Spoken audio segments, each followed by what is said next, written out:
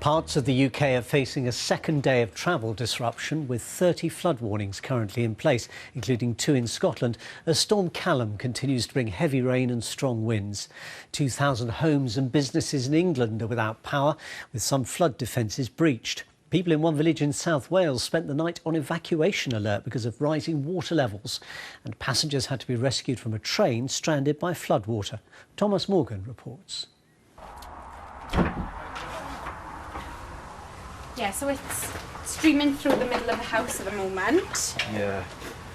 And you've made a kind of drainage way by taking up all the... Yeah, we're trying to keep it as central as possible. Vicky Leclerc's home in Aberdillais has been ruined by Storm Callum. Overnight, the torrential rain that caused havoc across South Wales has decimated her family's home.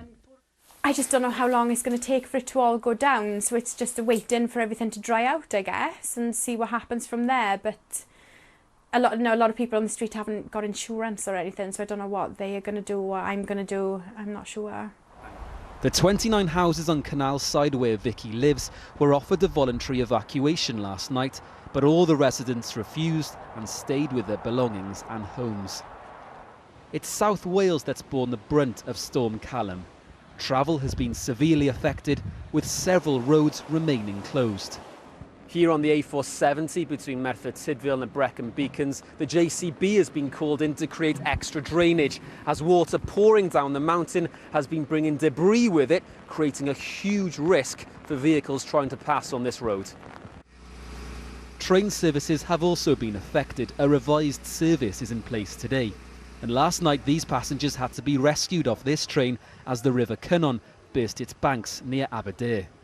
Very dangerous for the train to move forwards or backwards at that point in time. The rail incident officer from Network Rail quickly assessed the validity of the line and made a decision at that point that it was wiser to evacuate the passengers rather than attempt to drive the train through floodwater. In Carmarthen, thousands of homes have been without power and almost 80 flood alerts or warnings remain in place, with the Met Office issuing an amber warning for heavy rain until this evening.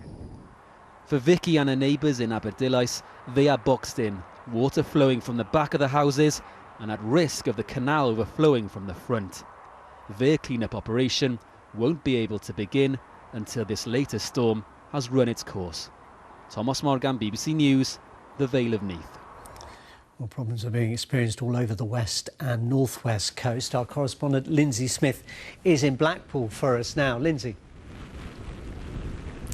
Hello there, well welcome to Blackpool. As you can see, the weather here is pretty grim. It's been raining in the northwest heavily all morning and there are some pretty strong winds here too. There have already been some travel disruption. There have been ferries cancelled from Fishhead and from Fishguard and Holyhead to Ireland already, and on the rail there are disruptions in services between Preston and Scotland.